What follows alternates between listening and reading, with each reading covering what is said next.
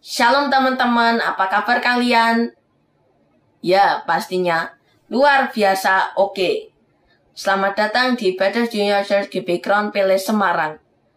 Tidak terasa ya, sekarang sudah minggu pertama bulan Agustus pada tahun 2022 ini. Tema ibadah kita kali ini akan mengambil tema seri Laskar Kristus episode Ikat Pinggang Kebenaran. Sebelum beribadah, yuk kita berdoa bersama-sama. Tuhan Yesus, terima kasih karena hari ini kami semua telah diberikan izin untuk berkumpul di gereja GBI Crown Pele Semarang ini. Tuhan Yesus, berilah kami semua kelancaran, kemampuan, serta perlindungan saat nanti mendengar dan menyerap firman yang Kau berikan pada hari Minggu ini sampai nanti kami pulang ke rumah kami masing-masing. Dalam nama Tuhan Yesus, amin. Selamat beribadah, Tuhan Yesus memberkati. Shalom.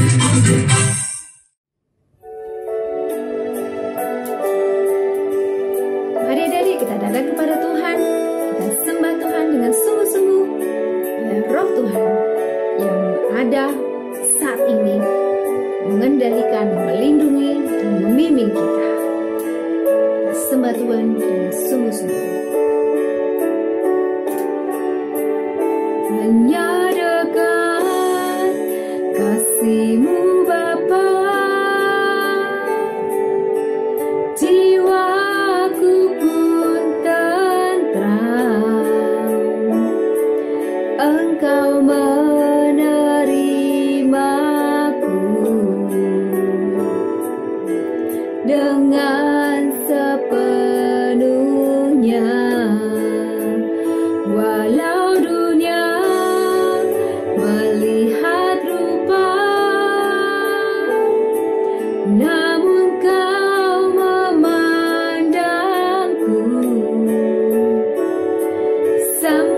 kedalaman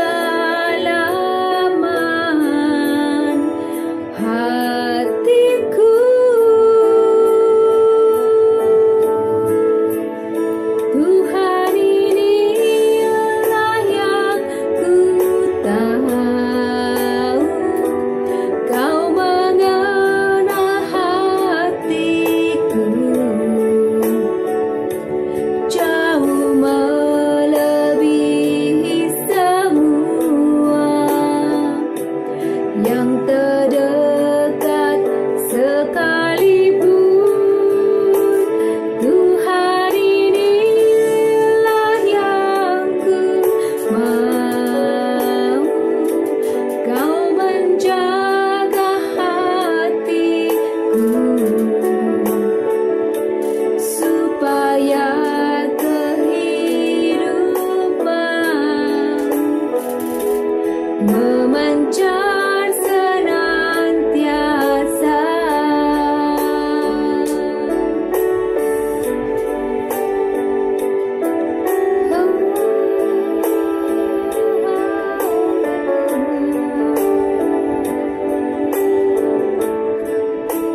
Walau dunia melihat rupa, namun Kau memandangku sampai kedalaman hatiku.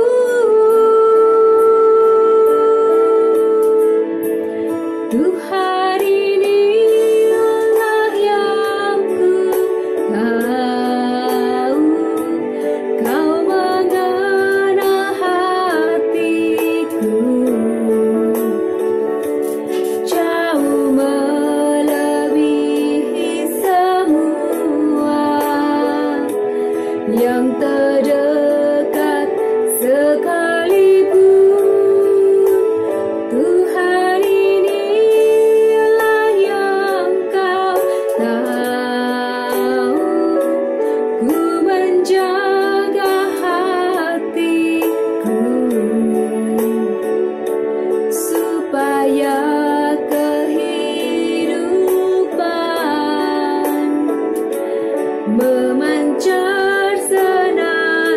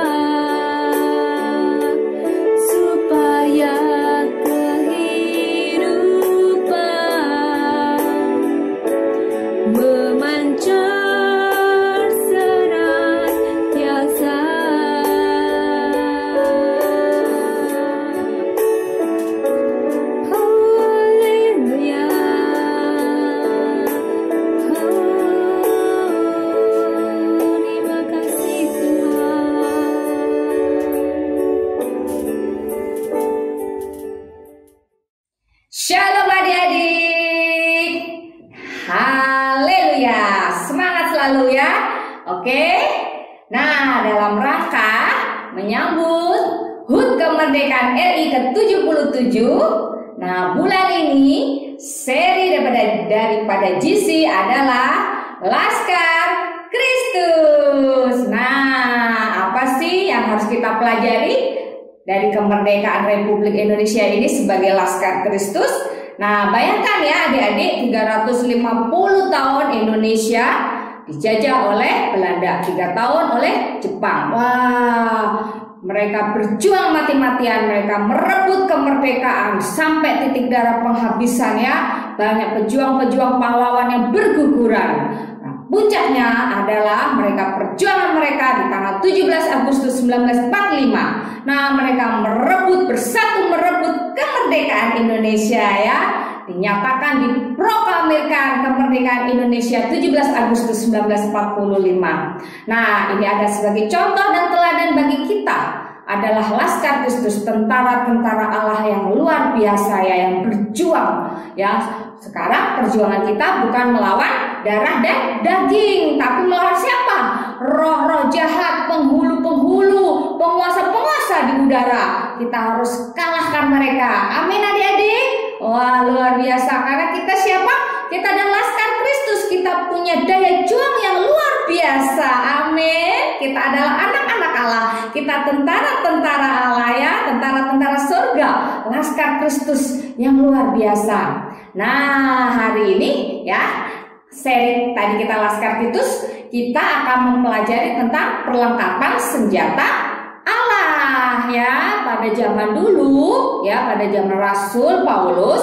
Nah, Rasul Paulus itu menggambarkan kepada jemaat di Efesus ya, tentang bagaimana sih perlengkapan senjata Allah yang harus dikenakan oleh anak-anak Tuhan ya. Pada masa itu ya, kekaisaran Romawi, bangsa Romawi itu berkuasa, berjaya. Banyak ya jajahan bangsa Romawi termasuk bangsa Israel. Oleh karena itu Rasul Paulus menggambarkan kepada jemaat Efesus ya, perlengkapan senjata Allah itu seperti yang dikenakan oleh tentara Romawi ya. Jadi masyarakat sana jadi gambarannya mengerti dengan jelas ya, perlengkapan senjata Allah itu seperti apa ya, seperti yang dikenakan oleh tentara Romawi. Oke, nah di dalam seperti yang dijelaskan oleh Rasul Paulus di dalam Efesus 6 ayat 14 sampai 17 ada 6 perlengkapan senjata Allah yang akan kita pelajari di bulan ini. Nah ya, oke. Yang pertama adalah ikat pinggang kebenaran. Yang kedua, baju jirah keadilan. Yang ketiga, kasut kerelaan memberitakan Injil. Keempat, perisai iman. Kelima, ketopong keselamatan. Keenam, pedang roh. Haleluya. Nah, minggu ini Kak Yohana akan sharing yang pertama, yaitu apa? Nah, di Efesus 6:14a, yaitu yang pertama,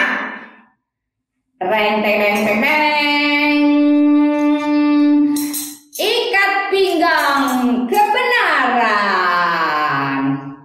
Kita berikat pinggang kebenaran ya. Ikat pinggang dulu Oh, kayak begini ikat pinggang ya. Belum pernah lihat ikat pinggang? Nah, semuanya udah pernah lihat ya ikat pinggang ya. Nah, tuh.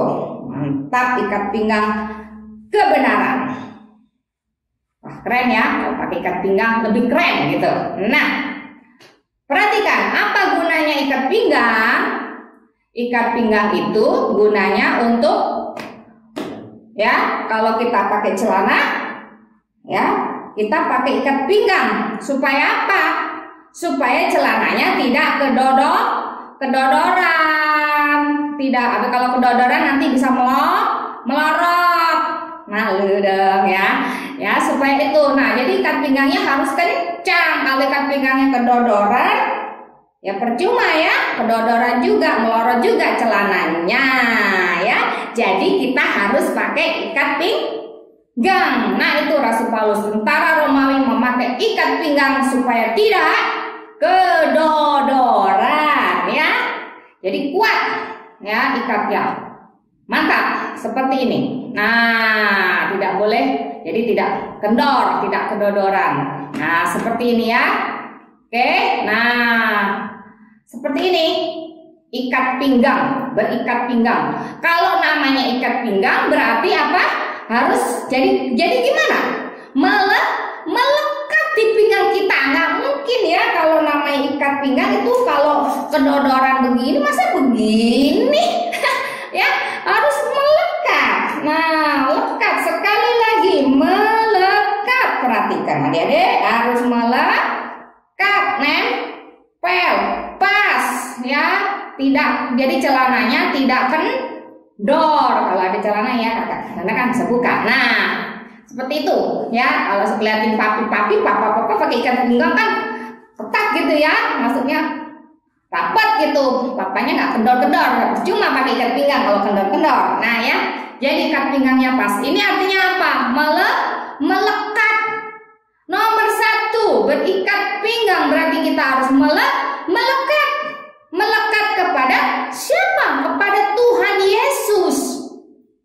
Ya dikatakan, kita buka ayat firman Tuhannya, Yesaya 11 ayat 5. Yuk kita buka sama-sama ya. Yesaya 11 ayat 5. Kita baca sama-sama.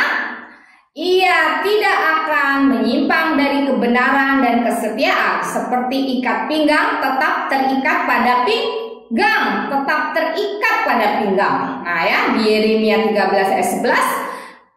Buka juga Yeremia 13 ayat 11. 1, 2, 3 kita baca. Sebab seperti ikat pinggang melekat pada pinggang seseorang, demikianlah tadinya segenap kaum Israel dan segenap kaum Yehuda kulekatkan padaku. Demikianlah firman Tuhan, supaya mereka itu menjadi umat, menjadi ternama, terpuji dan terhormat bagiku. Tadi dikatakan sebab seperti ikat pinggang melekat pada pinggang seseorang. Jadi dikatakan melekat. Yang pertama melekat kepada Tuhan Yesus. Kalau kita melekat kepada Tuhan Yesus berarti kita dekat dengan Tuhan Yesus. Ya, kita tahu orang kalau dekat dengan seseorang ya seperti sahabat. Tuhan Yesus sahabat sejati kita. Nah sama seperti kita, kalau kita punya sahabat, orang yang terdekat dengan kita, kita akan tahu dia inginnya apa, dia sukanya apa. Ya sama, kita kalau dekat sama Tuhan Yesus, kita tahu hatinya Tuhan Yesus, kita tahu kesukaannya Tuhan Yesus. Ya kita tahu keinginannya Tuhan Yesus, kita tahu kehendaknya Tuhan Yesus. Tuhan Yesus senang kita apa? Baca Alkitab. Tuhan Yesus suka kita apa? Berdoa. Ya, Tuhan Yesus suka kita apa lagi? Ya, saling mengasihi. Ya, kita tahu dari mana itu semuanya ya, karena kita dekat dengan Tuhan Yesus. Ya, kita tahu dari mana? Ya, kita tahu isi hatinya Tuhan. Ya dari apa? Dari kita suka membaca firman Tuhan. Kalau kita suka membaca firman Tuhan, kita suka berdoa, hati kita jadi melekat sama Tuhan Yesus. Kita jadi tahu isi hatinya Tuhan Yesus. Ya, mau yang pertama ingat ya, melekat itu janji Tuhan loh. Ya, kita akan hidup melekat sama Tuhan, akan menjadi umat apa? Ternama, terpuji dan terhormat. Kalau kita ini seperti ikat pinggang melekat, kalau tidak melekat, kita akan apa? Kedodoran. Lihat, orang yang hatinya nggak melekat sama Tuhan, nggak nempel sama Tuhan, pasti kedodoran. Kedodoran rohani. Jangan sampai itu terjadi di dalam hidup kita, adik-adik ya, kedodoran rohani. Jadi apa orang yang kalau nggak melekat sama Tuhan? Kedodoran apa? Malas baca firman Tuhan sudah pasti. Malas pergi ke sekolah minggu sudah pasti. Malas berdoa sudah pasti. Sudah pasti efeknya apa? Malas hal-hal yang tidak baik. Seperti malas belajar, malas membantu orang tua. Ya seperti itu, kedodoran. Lama-lama apa? Melorot, lama-lama jadi bahaya mati rohani. Nah jangan sampai terjadi. Oleh karena itu kita harus melekat kepada Tuhan Yesus ya. Lihat orang yang hidup melekat dengan Tuhan Yesus, mengerti apa yang Tuhan Yesus inginkan ya. Jadi kita akan menjadi umat yang ternama, terpuji, dan yang terhormat. Oh, luar biasa ya. Jadi hati yang melekat sama Tuhan Yesus. Amin. Tidak kedodoran. Nah, yang kedua apa? Yang kedua adalah berikat pinggang, melekat pada Tuhan Yesus. Apa? Berikat pinggang apa? Kebenaran. Kebenaran itu apa? Kebenaran itu adalah firman Tuhan ya. Seperti kita melekat pada Tuhan Yesus, kita suka ya membaca firman Tuhan supaya tidak kedodoran ya. Nah, sama seperti ini, kebenaran tetap ada hubungannya, bersangkut paut ya. Kebenaran yaitu firman Tuhan, firman Tuhan yang hidup itu siapa? Tuhan Yesus ya. Apa sih maksudnya kita hidup di dalam kebenaran ya? Nomor 2, hidup dalam kebenaran. Kita menghidupi firman Tuhan, gak cuma baca, tapi apa? Merenungkan firman Tuhan siang dan malam. Apalagi memperkatakan firman Tuhan. Katakan, aku percaya, maka aku berkata-kata. Maka aku percaya, aku berkata-kata. Katakanlah firman Tuhan ya, hidupi. Habis itu apa? Lakukan. Ya, kalau tidak dilakukan, tidak menghidupi firman Tuhan. Kita harus menghidupi firman Tuhan dengan apa tadi? Merenungkan, memperkatakan, dan melakukan firman Tuhan. Hidup di dalam kebenaran firman Tuhan ya. Kenapa firman Tuhan? Nah, Tuhan Yesus pernah memberikan perumpamaan ya. Dua orang ya yang membangun rumahnya, satunya di atas pasir, satunya di atas batu, punya dasar yang kuat. Dasar yang kuat itu adalah firman Tuhan. Jika Tuhan Yesus katakan ya, nah, orang bodoh membangun di atas pasir, orang yang bijak membangun di atas batu yang karangnya teguh ya. Firman Tuhan dasarnya kuat, di atas dasar yang kuat. Nah, pada saat banjir, nah, masalah datang, nah, satu rumahnya roboh, yang satu rumahnya kuat, teguh, tidak roboh, tidak hancur. Nah, seperti itu. Itulah firman Tuhan, dasar yang kokoh bagi kita. Kita membangun di atas firman Tuhan. Kalau terjadi permasalahan, kita kuat. Itu yang Tuhan inginkan. Berikat dengan kebenaran melekat di dalam hidup kita. Tidak melepaskan ya. Kita tetap terikat kepada Tuhan Yesus, terikat kepada kebenaran firman Tuhan ya. Seperti itu. Masalah datang, banyak gak masalah dalam hidupnya adik-adik? Ada ya. Nanti kalau adik makin besar, masalahnya juga makin besar juga banyak. Nah, kalau dari sekarang adik-adik punya dasar firman Tuhan yang kuat, nah, adik-adik kuat menghadapi itu semuanya. Masalah banyak terjadi di keluarga, di sekolah, ya, dalam pertemanan pun, bahkan di gereja pun ya adik-adik. Nah, adik-adik punya kuat dalam firman Tuhan. Contoh, kalau kita suka baca firman Tuhan, memperkatakannya, merenungkannya, dan melakukannya, firman Tuhan itu akan keluar terus di dalam hidup kita.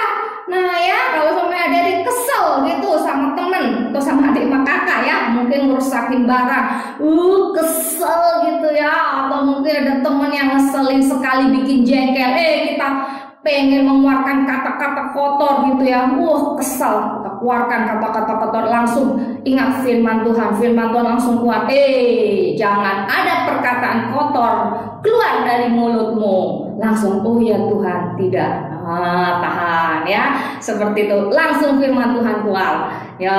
Terus ada teman yang kesusahan belajar, adik-adik ingatkan firman Tuhan, dia kan pelit, nggak mau, biarin aja, dia susah, biarin gitu ya.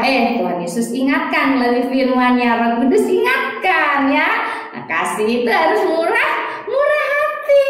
Nah, seperti itu. Oh iya ya Tuhan, aku harus murah hati, karena untuk itulah ya Tuhan ya, aku diberkati ya. Untuk itulah Engkau panggil aku menjadi saksi dan terang. Nah, Tuhan ini Roh Kudus ingatkan kita melalui firman Tuhan yang kita baca, kita renungkan, dan kita katakan. Akhirnya kita lakukan ya, kita hidupi firman Tuhan itu.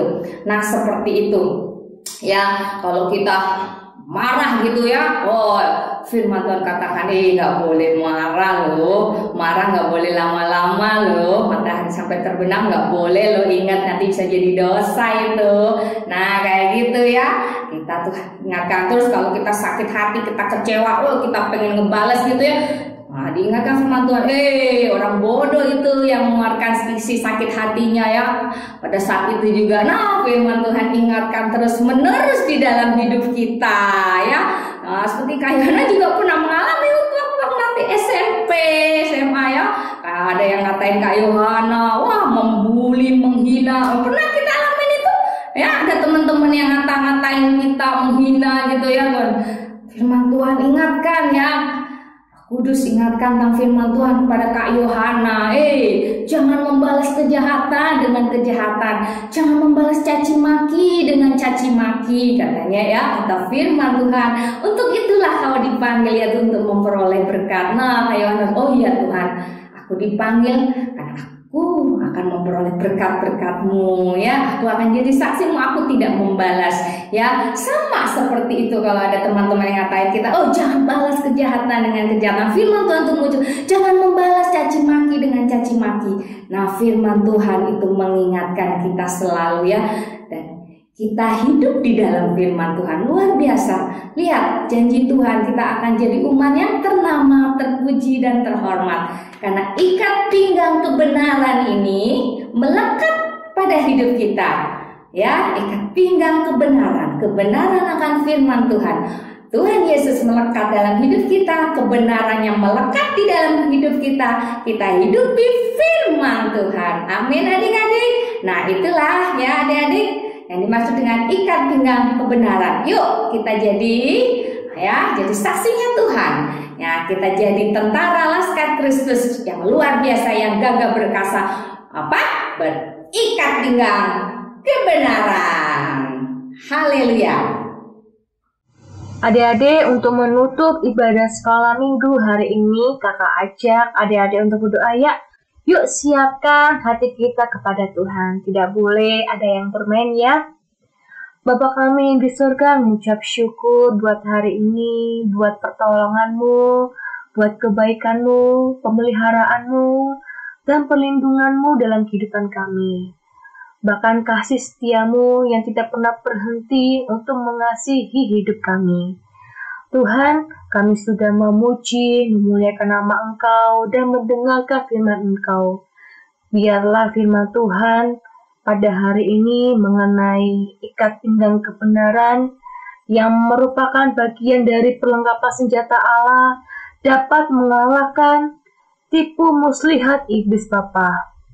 Karena kami percaya bahwa iblis tidak pernah berhenti-hentinya untuk menghancurkan iman kami, bahkan menghancurkan masa depan kami dan menghancurkan hidup kami.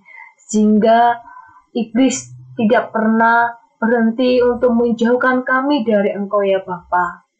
Dan melalui firman Tuhan ini, iman kami semakin kuat, semakin kokoh, bahkan semakin bertumbuh, berakar dan berbuah Tuhan. Sehingga hidup kami bisa menjadi berkat, menjadi pelaku firman Engkau, bahkan menjadi saksi untuk kebenaran Engkau Bapa. Biarlah hidup kami tidak bercela, mereka hidup benar di dalam Engkau Tuhan. Dan terus ingatkan kami ketika kami melakukan kesalahan Bapa, karena hidup kami bergantungan dengan Engkau Tuhan. Tuhan Yesus, hamba-Mu berdoa untuk anak-anak GC, terutama untuk pendidikannya mereka. Engkau berikan mereka roh hikmat, roh kepintaran, roh kecerdasan, roh pemahaman, sehingga apa yang mereka dengar, apa yang mereka kerjakan, Kau buatnya berhasil Tuhan. Sehingga menjadi anak-anak GC, anak-anak yang takut akan Kau, anak yang hebat, bahkan anak yang sukses ya Bapa. Dan hamba-Mu juga berdoa untuk keluarga dari anak-anak GC, Engkau berkati mereka di dalam pekerjaannya, di dalam kesehatannya, yang sakit Engkau sembuhkan Tuhan, bahkan di dalam pergumulannya mereka Tuhan. Engkau tutup bungkus keluarga anak-anak GC akan menjadi keluarga yang harmonis, keluarga yang takut akan Engkau. Engkau berikan mereka roh kemakmuran, roh sukacita di dalam keluarga anak-anak GC ya Bapa. Dan hamba-Mu juga berdoa untuk guru-guru GC, Engkau berkati mereka dimanapun mereka berada, terutama di dalam pergumulan mereka, kesehatan, bahkan pekerjaannya Tuhan.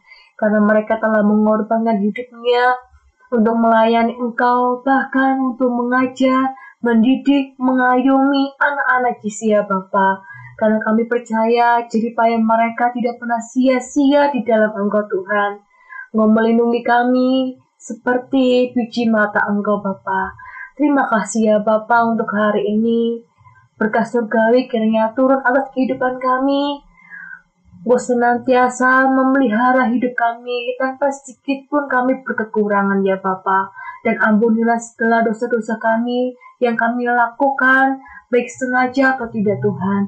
Terima kasih Bapa, di dalam nama Tuhan Yesus kami sudah berdoa dan mengucap syukur. Haleluya. Amin. Bagi adik-adik yang rindu memberikan persembahan, adik-adik dapat memberikan persembahan online dengan cara mentransfer melalui rekening BCA dengan nomor 252-771-9999 atas nama GBI Crown Palace. Atau dapat melakukan scan melalui aplikasi GoPay, OVO, Dana, atau aplikasi mobile banking lainnya. Tuhan Yesus memberkati. Yuk, anak-anak, sekarang angkat kedua tanganmu. Ayo anak-anak, ayo angkat kedua tanganmu, buka hatimu, dan terimalah berkat yang terbaik, berkat yang berlimpah dari Allah Bapa. Ya, cinta kasih daripada Tuhan Yesus Kristus dan persekutuan yang manis dari Allah Roh Kudus menyertai anak-anak semua mulai hari ini sampai kedatangan Tuhan yang kedua kali, bahkan sampai selama-lamanya. Katakan amin.